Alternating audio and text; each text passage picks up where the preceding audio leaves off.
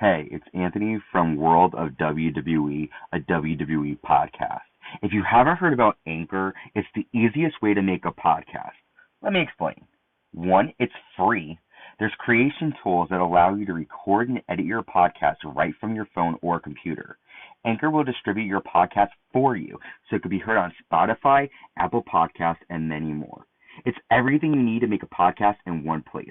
Download the free Anchor app or go to anchor.fm to get started. You're listening to World of WWE, a WWE podcast.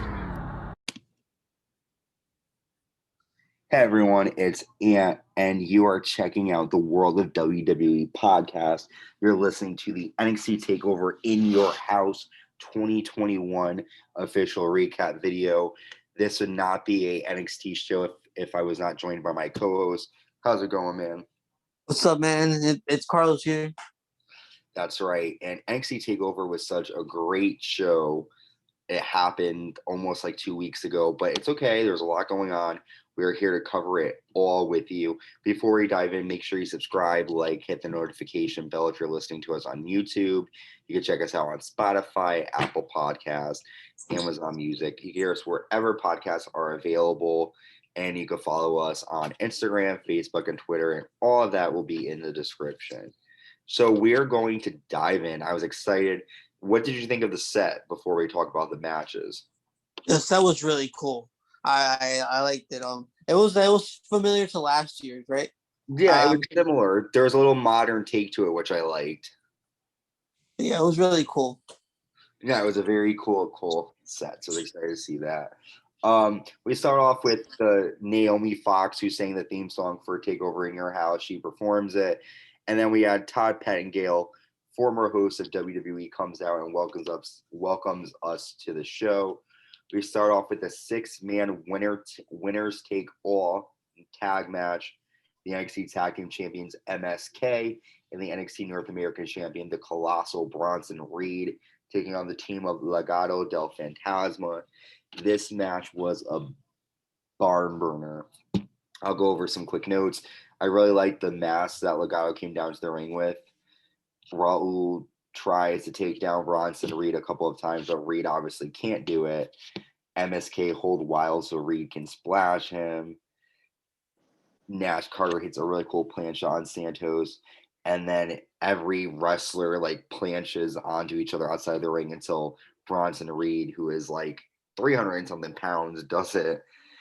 Santos takes control with a Hurricane Rana, and then Bronson Reed lifts both Joaquin Wilde and Raul Mendoza, and he lands a really close Samoan drop on both men. Santos Escobar is able to hit this is insane, a Michinoku driver on Bronson Reed, and Bronson kicked out. Santos grabs a North American title, but then Bronson Reed's right through Santos through the barricade and that railing fence. And MSK hit their finisher, and Bronson Reed hit a tsunami for the win. That was a hell of a match. What were your thoughts on it, Carlos? Yeah, it was a great 6-man tag. I think it was a great way to start the show. Yeah, some crazy moments in there. There was this point when Bronson Reed he did a suicide diver through the middle rope or something. I was like, what the fuck? Yeah, that was crazy. That's a big dude. But I do think the match could have lasted longer. I feel like the first few matches of the show could have been a little longer. I think it was a little cut short a little bit. Okay. Yeah, I think it was a good opening match. But yeah, it was good. It was decent. It showcased all of their talents, which I was happy with. Next, we saw Mercedes Martinez taking on Zai Lee with Tian Sha, and Tian Sha is Boa and Mei Ying. Very, very weird group there. So the match starts, Mercedes in control. Zaya tries to take over, but Mercedes has a lot of submission holds on her. Zaya hits a jumping stop, and she sends Mercedes into the ring post. Zaya tries to kick Martinez, but she moves, and Zaya ends up hitting the ring post. Mercedes, a really cool butterfly suplex.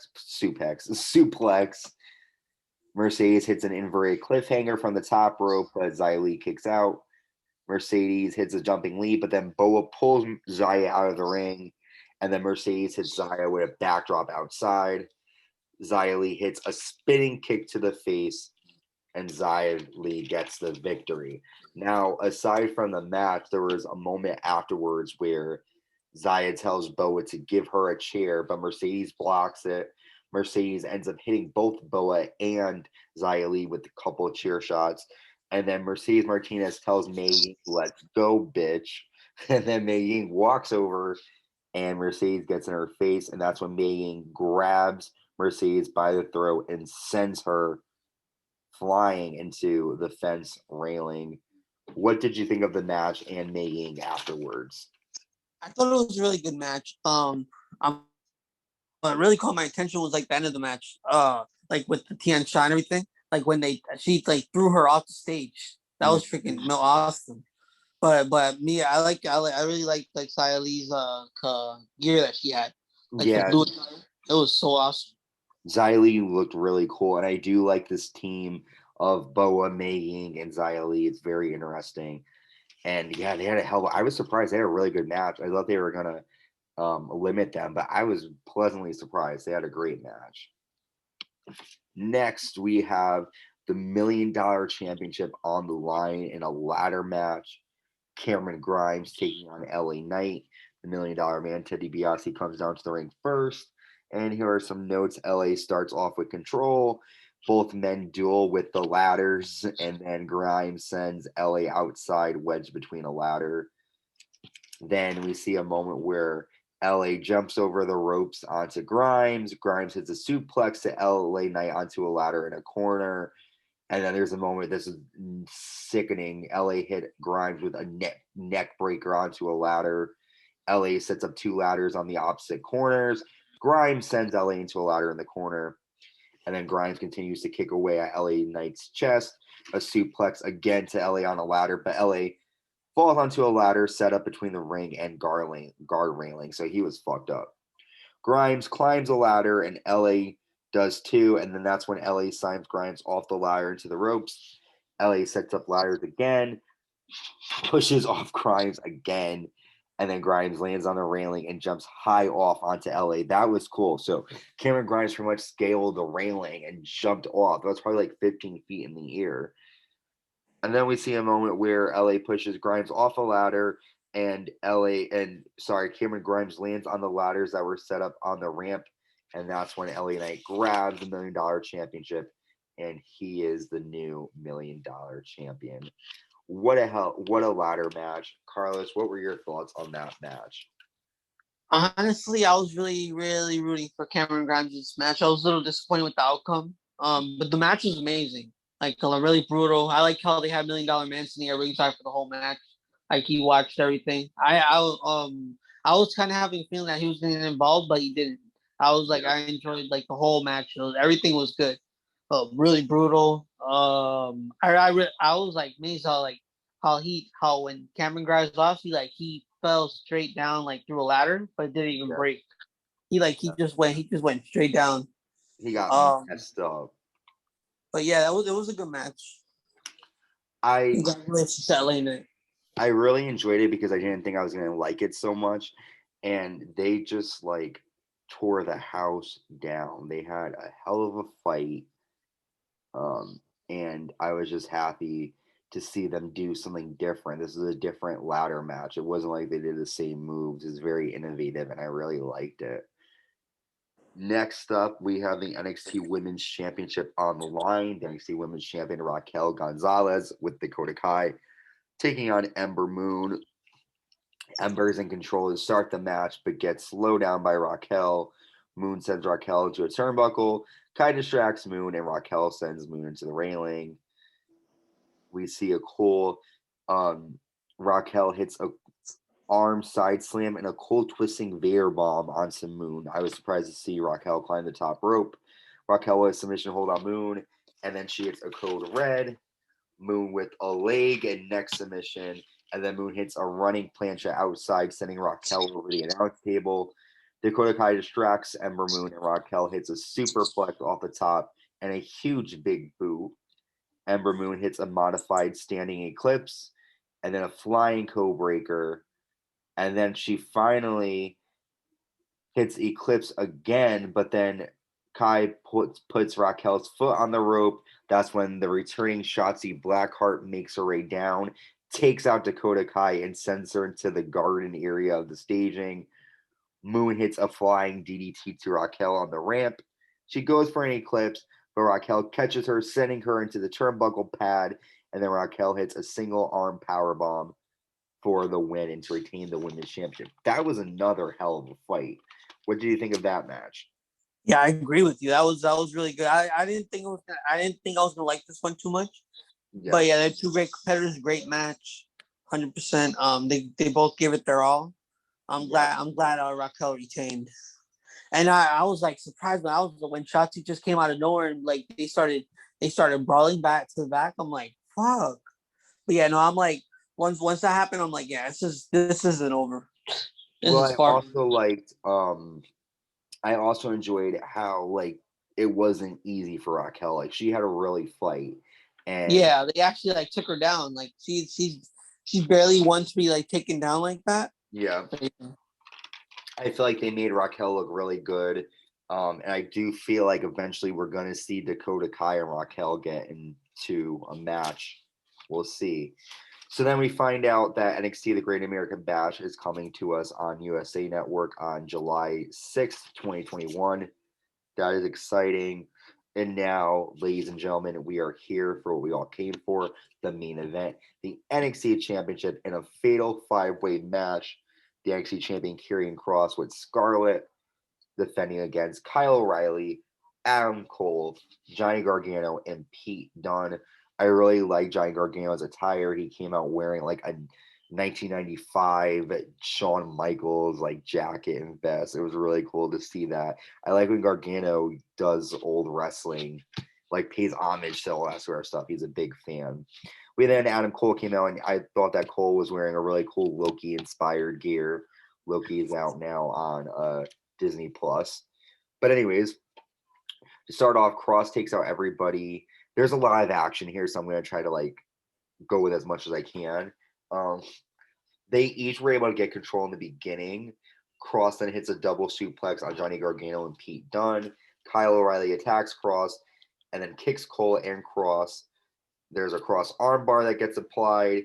Pete Dunne ends up grabbing both Johnny Gargano and Kyle O'Reilly and pulls their finger, and then Karrion Kross power bombs Pete Dunne. Johnny Gargano and Pete Dunne send Karrion Kross through the stage door, taking him out for a while. We then see a moment where Adam Cole kicks Kyle O'Reilly, but Riley applies an ankle lock. Karrion Kross then sends Kyle into a barricade and suplexes Adam Cole outside the ring. He then sends Johnny back first into the apron, and he backdrops Pete over a railing onto Adam Cole and Kyle O'Reilly. We see a spinning F5, but Johnny Gargano kicks out. Johnny hits a running DDT outside, and he planches every competitor in the match. Adam Cole kicks Johnny Gargano from behind and goes for a Panama Sunrise, but Johnny Gargano is able to counter. Then we see a cool kick move, and we see Adam Cole hit a cool reverse Hurricane Rana, and then Johnny hits Pete Dunne. A lot of action, like I said. We then see a moment where all four men take down Karrion Kross. Karrion Kross then comes back with a German suplex, and then Adam Cole super kicks Karrion Kross, and then Kyle O'Reilly powerbombs Karrion Kross on top of the announce table. All four men stare at each other after they have pretty much gotten rid of Karrion Kross in the match. We then see Adam Cole hit a suplex on his knee to Kyle O'Reilly. Double super kick to Pete Dunne from Johnny Gargano and Adam Cole. Johnny Gargano with one final beat. Johnny Gargano escape on Cole and Pete Dunne. Adam Cole pushes Kyle O'Reilly off the top rope. It's a Panama Sunrise, but Pete superplexes Adam Cole to the outside. Pete Dunne attacks Karrion Kross. Hits a bitter end, but Kross kicks out. We then see Kross hit a double Sayati suplex to both Adam Cole and Pete Dunne. We see a Kross jacket applied to Pete Dunne, but then Pete Dunne breaks Kross's fingers apart. Gargano hits one final beat. Back and forth action nonstop. Finally, Karrion Kross applies a cross jacket on Kyle O'Reilly while Cole gets unlocked and Kyle passes out. Karrion Kross retains the title after a hellish match. So much action, hard to call what was going on. Then after the pay-per-view is about to end, we see William Regal backstage, and he pretty much says it's time for a change in NXT. So, Carlos, let's try to decipher everything. What were your thoughts on the main event? A lot of action. Yeah, it was hard. It's hard to keep up with everything. But yeah, it was a great match. It definitely lived up to its potential, or maybe more. Yeah. I like my favorite part was when they put Karrion Kross through the in your house, like the house that they had built there. Yeah. They put him through the door, and then like they were like all fighting themselves. Yeah. I felt like Pete Dunne like did really good. Like he showed like how good he really is. Like everybody knows how good he is, but like he did really good in the match. Yeah, Pete really made himself look great. And yeah, I was kind of expecting Karrion Kross to retain because he just won the title. Yeah. And then the ending was very Regal. I was like really confused, like what he meant by like change, like what exactly he was talking about. You know. Yeah, and I think the match was better than I thought it was going to be. I thought that with 5 people it was going to be hard, but it was a hell of a main event. Definitely one of my favorite main events in TakeOver history for sure. But there you have it, TakeOver in Your House 2021. I thought it was a great show, definitely worth watching. And yeah, so I am excited to see what's coming soon. And yeah, so that is it for our NXT TakeOver in Your House recap. Thank you for checking us out. We have my man Carlos here. And yeah, so that is all we have to say. Carlos, you have any other words? No, that's everything, guys. Thank you guys for watching. Just keep it up. Okay. All right. Thank you, Carlos. We will see you soon, everybody. Stay safe, and we will see you with our NXT recap. Bye. Yeah.